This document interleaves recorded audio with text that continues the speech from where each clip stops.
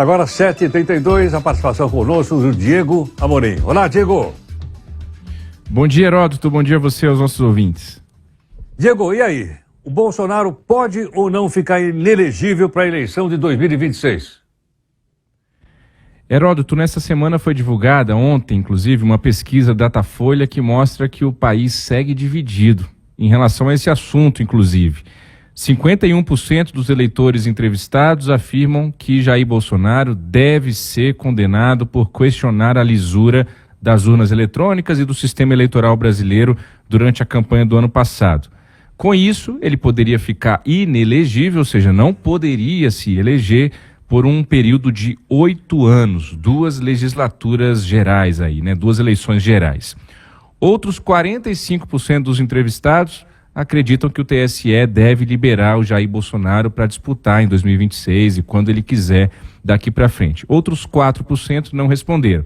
Então, 51% querem a inelegibilidade, 45% não querem a inelegibilidade, essa palavra é inelegibilidade de Jair Bolsonaro. As entrevistas foram presenciais, 2.028 pessoas escutadas, de 16 anos ou mais, em 126 municípios, entre os dias 29 e 30 de março, com margem de erro de 2 pontos percentuais para mais ou para menos e um intervalo de confiança de 95%, Heródoto e ouvinte. Eu escutei a opinião do Admar Gonzaga, que é ex-ministro do Tribunal Superior Eleitoral. Ele foi advogado de Jair Bolsonaro, inclusive secretário-geral da Aliança pelo Brasil, aquele partido que o Bolsonaro tentou criar, mas sem sucesso ali durante o tempo em que ele estava à frente do Palácio do Planalto. O ministro Admar Gonzaga não concorda com uma possível inelegibilidade do ex-presidente. Vamos ouvir o ex-ministro do TSE. Olá, Diego. Olá, ouvintes da Nova Brasil FM. Os direitos políticos são classificados como fundamentais pela Constituição Federal. Também assim são classificados o direito à vida, à liberdade, à saúde, etc. Contudo, vivemos um momento de banalização desses direitos. Não valorizamos aquilo que conquistamos com muita luta contra a maldade, contra a tirania, até que a injustiça bate na nossa porta e nos faz sofrer. E essa discussão contra o ex-presidente Jair Bolsonaro ganha relevo diante da sua importância política.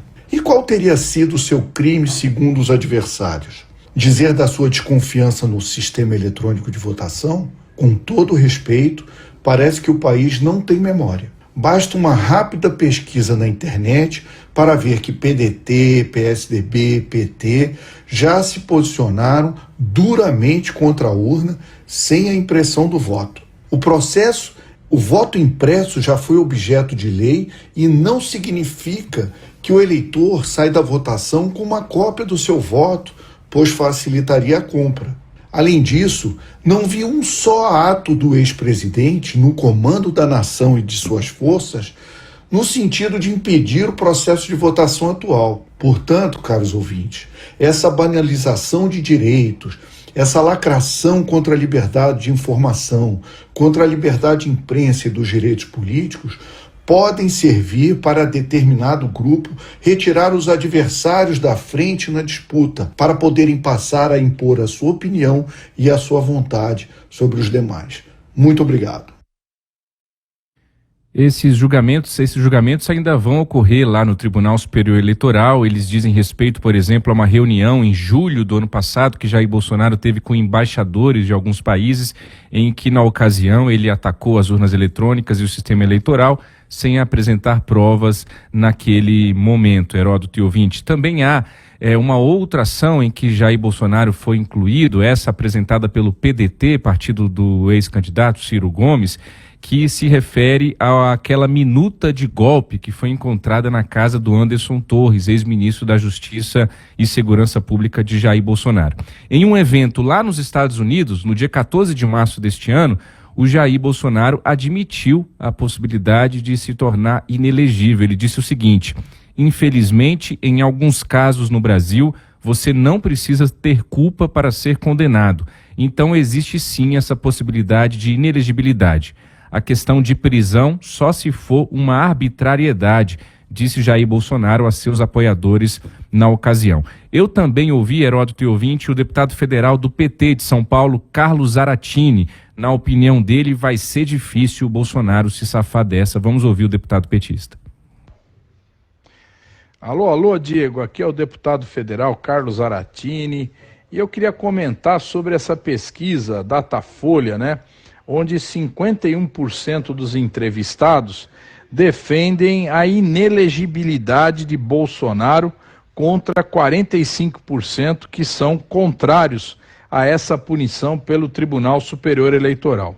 Olha, eu acho o seguinte, o Brasil, infelizmente, continua dividido, né? As pessoas que têm uma opinião, o que votaram em Bolsonaro, tratam de defendê-lo, né? E por isso, mesmo assistindo a esse desfile de irregularidades e ilegalidades que ele cometeu ao longo dos anos e ao longo dos últimos momentos, a gente vê que não abandonaram ainda essa ideia bolsonarista, né? Então, você vê, Bolsonaro atentou contra a democracia, atentou contra as urnas eletrônicas, né? Insuflou a população radical a ficar na porta dos quartéis, e isso acabou levando no 8 de janeiro, e agora tem esse caso escabroso aí das joias, né? Várias joias que foram trazidas para o Brasil, presentes que foram simplesmente guardados como patrimônio pessoal. Então eu acho que realmente vai ser difícil para o Bolsonaro se safar dessa. Eu agradeço ao deputado Carlos Zaratini e também ao ex-ministro do TSE, o advogado Adilmar Gonzaga, pela participação na coluna de hoje. Volto com você, Heródoto. Vamos então acompanhando. Um abração, até amanhã. Até amanhã.